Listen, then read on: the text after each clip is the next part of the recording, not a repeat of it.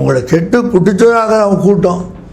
அவன் துவா கேட்டு காசு வாங்கி எல்லாம் சாப்பிட்டு நல்லா தான் இருக்கிறான், பெரிய பெரிய வாழ்க்கை வாழ்ந்துட்டுக்கிறான், காரில் வாழ்கிறான், ஒன்றும் துவா கேட்காதேங்கிறான். என்ன செய்யணும் நீ?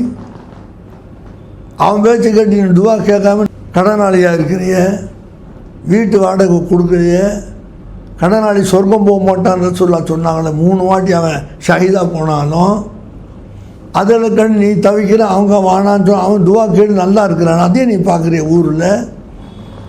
அவன் உன்னை ஏமாற்றி வாழ்கிறான் இல்லையா, ஃப்ராட் பண்ணி தானே வாழ்கிறான். ஒன்று அவன் துவா கேட்கறதுக்கு சொல்லு பார்க்கலாம். கேட்டுக்கிறான்னு தெரியாமல் கேட்க தானே செய்வான். அவர் ஏஜெண்ட்டாக இருக்கிறான், அவர் தகுந்த மாதிரி பேசுகிறான், அந்த காசை வாங்கிக்கிறான், சாப்பிட்டுக்கிறான். அவன் நீங்கள் தானே பார்க்குறீங்களே, எவ்வளோ பேர் சூப்பர் மார்க்கெட்டு, கார் எவ்வளோ பெருசாக வச்சுக்கிறான், எங்கேருந்து வந்து என்ன வியாபாரம் செய்கிறான். இதெல்லாம் ஒரு நிமிஷம் யோசிக்காதன் காரணமாக நாம் கஷ்டப்படுறோம். இதெல்லாம் சிந்தனையில் வச்சுக்கோங்க. அதனால் சகர நேரத்தில் நீங்கள் அரை மணி நேரம் 20 நிமிஷம் நான் பேசுகிறேன், என் பேச்சுன்னு நான் சொல்லேன். யாரோ பேசுகிறாங்க, கேளுங்க. உங்களுக்கு யார் பேச்சு பிடிச்சிட்டு அவங்க பேச்சு கேளுங்க. உங்கள் லைஃப்பை மாற்றிக்கங்க. மாற்றிக்கிட்டிங்கன்னா நல்லா இருப்பீங்க.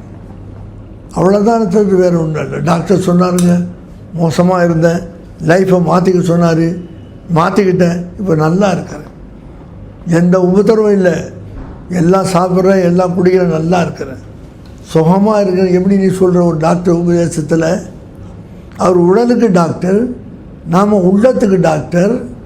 உள்ள ஒன்று இருக்குது, இந்த கல்புன்னு அரபியை சொல்லி, அதுக்கு என்ன வைத்து செய்வேன், அதை தான் நாம் சொல்கிறோம். டாக்டர் பாடிக்கு சொல்கிறாரு, படிச்சிருக்கிறாங்க, சார் தான், அதை நம்ம கேட்கணும். கல்புக்கு சொல்கிறாங்க சூஃபியாக்கள், அதை நீ கேட்கணும். கேட்டால் உடல் உள்ளம் நல்லா இருக்கும். நல்லா இருந்தால் உன் குடும்பம் நல்லா இருக்கும், நீங்கள் எல்லாமே நல்லா இருக்கலாம். அதனால தான் இந்த ரமலான் மாதத்தில், ரமலானின் காரணமாக, பெருநாள் மாதத்தை காரணமாக்கி உபதேசிகள்லாம் உபதேசம் செய்கிறாங்க. நீங்கள் கேட்குறீங்க, உங்களை மாற்றிக்கொள்கிறீர்கள், சிறப்பாக இருக்கிறீங்க, அல்லாவுடைய கோபத்தையும் தனிச்சிடுறீங்க, அல்லாஹ் உங்கள் மேலே இருந்த வருத்தத்தை போய்க்கிறான், உங்கள் மேலே பிரியமாயிடுறான், உங்களுக்கு வாழ்வு கொடுக்குறான், வாழ வைக்கிறான். இதையெல்லாம் இந்த மாதத்தில் நீங்கள் தேர்ந்தெடுத்து கொள்ளுங்கள்.